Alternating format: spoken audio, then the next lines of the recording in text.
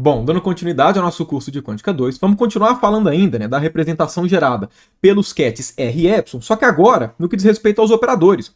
Né, como é que ficam os operadores atuando nos nossos estados quânticos quando eles estão, né, representados em termos, né, da representação de R e Epsilon? Ou seja, se eu quiser trabalhar aqui, né, com o estado de um elétron, né, com uma partícula de spin meio, com todo esse tratamento, né, que eu mostrei para vocês, né, como é que a gente faz para poder tratar os operadores que atuam nessas funções de onda, né, nos spinores, né, enfim, na forma que a gente definiu e tudo? Como é que fica, no caso, né, a construção desses operadores atuando nessa representação? Ok? Percebam que esse é um tópico diferente, né, do que eu abordei com vocês em alguns vídeos, que é como é que nós construímos os operadores, né, que atuam no nosso espaço de Hilbert, que descreve a configuração de um elétron. Ok? Percebam que agora a gente está falando como é que são os operadores nessa representação. Certo? A forma que a gente constrói os operadores, né, no ponto de vista geral, que atuam no espaço de Hilbert, eu já comentei com vocês. Né? No caso, a forma que a gente construiu aqueles operadores, né, atuando nesse cara, que é a partir do produto tensorial e tudo, né, a gente construiu pensando nos estados, né, representados de forma abstrata em termos de vetores de estado, né, em termos de Brás e QETs. Agora, e se a gente quiser, né, tudo na representação de posição, né, o equivalente à representação de posição para esse contexto. Como é que a gente constrói esses operadores? Né? É isso que eu vou falar com vocês nesse vídeo. Na prática, esse vídeo não vai ser tão longo assim, porque, né, a forma que a gente tem de construir os operadores é basicamente, né, pensar nesses operadores como sendo uma parte que atua nos graus de liberdade externos e outra parte nos graus de liberdade internos.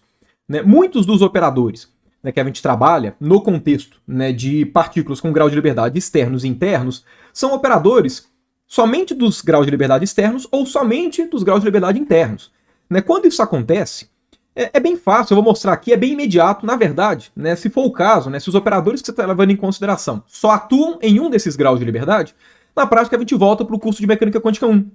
E a gente escreve tudo em termos do que a gente já trabalhou, né? Enfim, se for um operador dos graus de liberdade interno, você volta para, sei lá, né, para a aula 5 ou para a aula 3, né, do curso de Mecânica Quântica, que foram, enfim, as aulas que a gente trabalhou, né, com momento angular de spin.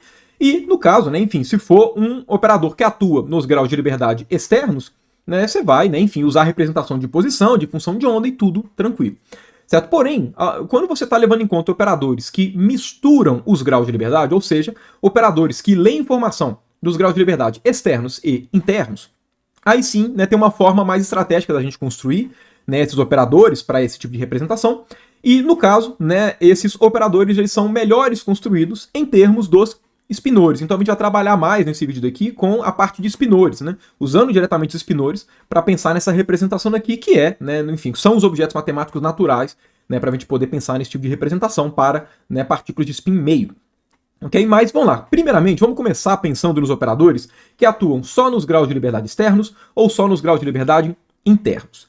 Quando isso acontece, é estratégico a gente pensar no nosso estado psi daquela forma, como sendo um psi R produto tensorial com um psi S, certo? Por quê? Porque aí, associado ao psi R, a gente vai ter a nossa função de onda, né, psi R de R, e associado ao psi S, a gente vai ter aquele nosso, né, C mais ket mais C menos ket menos. Quando a gente pensa no estado psi escrito dessa forma, como é que ficam as nossas funções de onda? Psi mais e psi menos. Né, psi mais e psi menos vão ser, né, enfim, a função de onda psi de R junto com os coeficientes C mais ou C menos. Ou seja, psi mais vai ser C mais psi R de R e o psi menos vai ser C menos psi R de R. Ok? Simplesmente, né, o produto, no caso, né, dos coeficientes, né, dos graus de liberdade externos e dos graus de liberdade internos. Né? Bom, vamos supor agora que a gente tem algum operador que atua só nos graus de liberdade externos. Por exemplo, o, né, operador de posição x. Eu vou dar um exemplo com o x aqui, mas é análogo, ok, para, enfim, qualquer outro tipo de operador. Você pode pensar em momento angular orbital, você pode pensar de momento linear mesmo, né? Enfim, você pode pensar em qualquer tipo de operador que atua somente nos graus de liberdade externos, não, né, atua no spin. Né? Bom, quando a gente pega esse cara daqui atuando, né, em um estado psi qualquer, como é que fica essa atuação em termos da representação de posição e spin, né, que é a representação de R e epsilon. Né? Bom, levando em conta que a gente tem um operador atuando em um estado, a atuação de um operador em um ket retorna o quê? Retorna um ket. Vamos supor que esse ket daqui eu vou dar um nome de um, né, φ. Como é que a gente faz para, né, enfim, ver a representação de um ket em uma determinada base? Basta a gente colocar um BRA, atuar um BRA, né, exatamente daquela representação, nesse cara daqui. O que eu quero dizer com isso? Se a gente quer saber como é que fica esse cara na base, né, de posição, né, de posição e spin, né, ou seja, como é que é a atuação desse cara na base R epsilon, basta eu colocar aqui, né, um R epsilon BRA na esquerda. Por quê? Porque seria equivalente, né, eu fazer esse cara daqui, não, um R epsilon φ, e esse cara daqui corresponde à função de onda associada ao φ. Mas quem que é o φ? É x aplicado a psi. Então, simplesmente você colocar, né, um BRA, né, da representação que você quer, né, escrever, né, enfim, esclarecer como é que fica, e aí a gente tem bonitinho o que a gente deseja. Agora vamos lá. Tanto R epsilon quanto x e psi são objetos matemáticos que podem ser escritos como sendo um produto tensorial de algum objeto matemático relacionado ao espaço de Hilbert dos graus de liberdade externos com dos graus de liberdade internos. Mais especificamente, né, o R epsilon pode ser escrito como sendo R, produto tensorial com epsilon. O x pode ser escrito como sendo x, R, produto tensorial com identidade em S, né, como eu já comentei com vocês. E o nosso psi pode ser escrito aqui, né, como sendo um psi R, então psi R, produto tensorial com psi S. Agora vamos lá, por definição do produto tensorial, como é que a gente faz, né, essa conta daqui, essa operação? A gente faz primeiros atuando em primeiros, segundos atuando em segundos, por definição do produto tensorial. Logo, esse sanduíche vai ser o quê? Vai ser sanduíche, né, que no caso do XR, com o R e com o psi R, multiplicado pelo BRA epsilon, identidade, né, do espaço de spin, psi S. Né? Obviamente eu não preciso colocar essa identidade. Né? Enfim, sanduichar com a identidade é a mesma coisa que, enfim, poder retirar a identidade, porque a identidade atuando em algum vetor, né, não modifica o vetor. Agora vamos lá, quem que são esses dois objetos? Né? O primeiro corresponde à representação no espaço de posição mesmo, né? Somente os graus de liberdade externos do operador x, atuando somente nos graus de liberdade externos. Esse cara daqui, a gente já sabe. A gente já trabalhou com isso na nossa representação de posição tradicional. Né? Esse cara daqui, né, por se tratar do operador x de posição x, corresponde somente a x multiplicado pela nossa, né, função de onda, né, do espaço de posição. E esse cara daqui corresponde ao coeficiente C epsilon. Agora, percebam que essa construção que a gente acabou de fazer, né, com qualquer operador que eu coloque aqui, que atua somente nos graus de liberdade externos, vai gerar o quê? Né, vamos lá, se eu tivesse colocado um operador A genérico que atua só nos graus de liberdade externos, né, atuando no estado psi, como é que ficaria esse cara em termos, né, da função de onda? Esse cara daqui daria, né, aqui no caso, R, A atuando só na parte, né, de HR, psi R, produto com epsilon, psi S. Né? Qualquer operador que atua só nos graus de liberdade externos ia retornar exatamente isso daqui.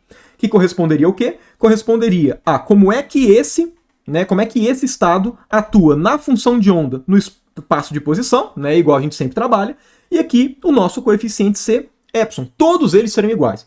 Levando em conta que todo operador que aparecer aqui, atuando nessa função de onda, atua somente nos graus de liberdade externos, por definição, né, eu estou supondo aqui que esse operador A ele atua só nos graus de liberdade externos, significa que esse operador ele não tem nenhum efeito nesse C epsilon. Significa o quê? Significa que eu posso colocar um parênteses aqui, falar que esse operador está atuando, na verdade, em psi R, C epsilon. Por quê? Quem que é psi R, C epsilon? Corresponde exatamente à nossa função de onda. Psi epsilon, que pode ser o epsilon mais ou menos, as nossas funções de onda, né? Enfim, com spin mais ou com spin menos. Moral da história, se a gente tem um operador que atua somente nos graus de liberdade externos de uma partícula com spin, né? E a gente quer saber como é que é a atuação desse operador nas funções de onda desse estado, a atuação desse operador nas funções de onda é idêntica à atuação nas funções de onda de uma partícula que não tem spin.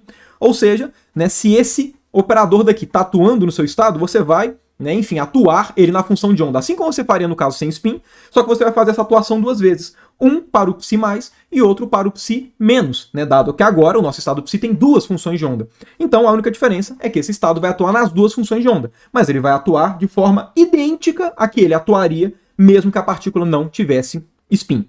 Ok? Isso facilita bastante a nossa vida, porque, né, enfim, significa que a gente não precisa divagar muito mais a respeito disso, né? Porque toda a lógica de construção dos operadores para o espaço de posição, no contexto sem spin, é generalizável para cá.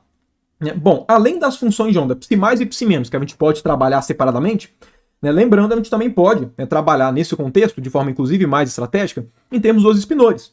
Né? Vamos lá, como é que seria a atuação desse operador, que atua somente nos graus de liberdade externos, no espinor psi-r? Né? Bom, esse espinor, ele não é, né, basicamente um vetor de duas componentes, em que a primeira é o psi mais e a segunda é o psi menos. Então, a atuação desse cara no espinor vai ser o quê? Vai ser a atuação de A, né, de psi-r, né, que atua, no caso, em HR, atuando no nosso psi mais de R, e embaixo vai ser um AR, psi menos R. É simplesmente você pegar o operador que atua no espaço de posição normal e aplicar nas funções de cada uma das entradas tranquilamente, né? Enfim, sem nenhum tipo de segredo.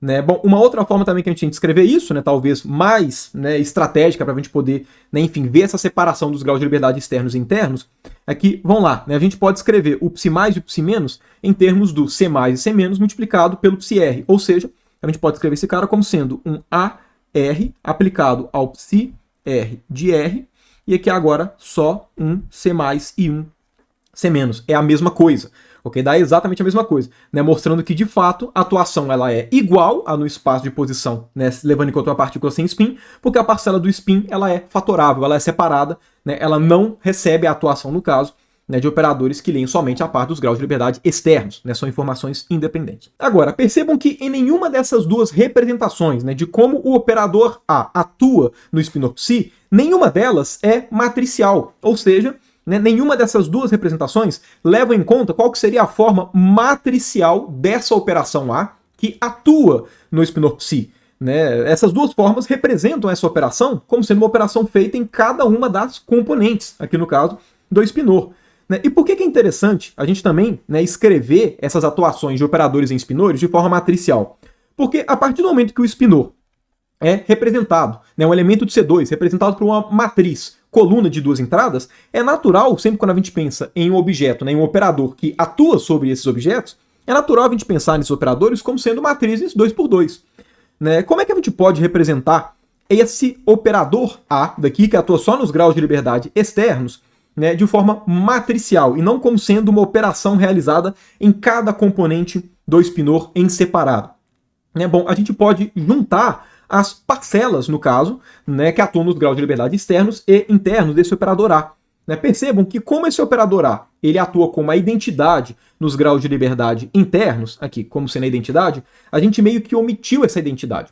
Mas a gente não precisava omitir. A gente poderia ter deixado ela aqui para que a gente juntasse o caráter matricial, né, que vem da operação feita nos graus de liberdade internos com a operação, né, com o operador dos graus de liberdade externos. O que eu quero dizer com isso? Se a gente não tivesse omitido a identidade, ela ia aparecer aonde? Ela ia aparecer aqui, sanduichada. Então, olha só, aqui a gente tem a identidade.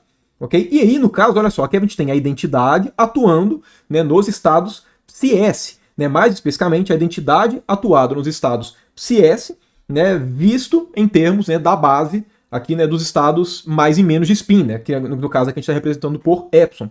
Ou seja, se a gente fosse representar, né, a atuação desse cara por completo, que é a operação AR na parcela da função de onda e a identidade, né, na parcela do spin, apareceria junto com esse AR daqui uma identidade. Ok? Uma identidade que simboliza exatamente a atuação do operador diretamente, né, na parcela relacionada ao spin. Okay? Então apareceria aqui, ó, a nossa identidade. De forma que, né, reajeitando aqui os termos, a gente poderia escrever a atuação desse operador A, que lê somente os graus de liberdade externos, no, né, nosso espinor psi, como sendo o operador AR00. AR, aqui eu coloquei o R maiúsculo, mas R minúsculo. Né? Enfim, AR junto com a identidade, atuando aqui no nosso psi, que seria aqui, né, o psi mais psi menos. Ok? Então percebam, é sim possível, né, a gente escrever esse operador de forma matricial, juntando as duas partes, né, juntando o caráter, né, matricial da operação feita, né, nos graus de liberdade internos, que aqui no caso foi a identidade, então aqui a gente tem a matriz de identidade de fato, e a parcela do operador que atua em função de onda, né, enfim, exatamente nos componentes da matriz. Né, percebam que de fato é essa forma. Por quê? Porque toda vez que a gente tem alguma operação feita nos graus de liberdade internos, ela vai estar atuando nessa parcela C mais e C menos. né? Então, ou seja, toda vez que a gente tiver algum operador aqui, né, sendo sanduichado, a gente sempre vai colocar a representação matricial dele nessa base, né, de cats mais e menos, que é exatamente o que simboliza essa parcela aqui, ok? E é isso. Então, essa é a forma que a gente tem de representar matricialmente, né, um operador que atua somente nos graus de liberdade externos. Né? Basicamente, você vai pegar, né, a parcela dele, que atua nos graus de liberdade externos, e multiplicar pela matriz identidade. Então, essa daqui, né, esse aqui é exatamente o operador A que atua de fato no spinor. Né? Porque até então, representando só desse jeito, né, ou desse jeito daqui, só que sem a identidade, né, na prática a nossa representação ela estava ainda incompleta. Né? É importante que a gente pudesse representar tudo de forma matricial.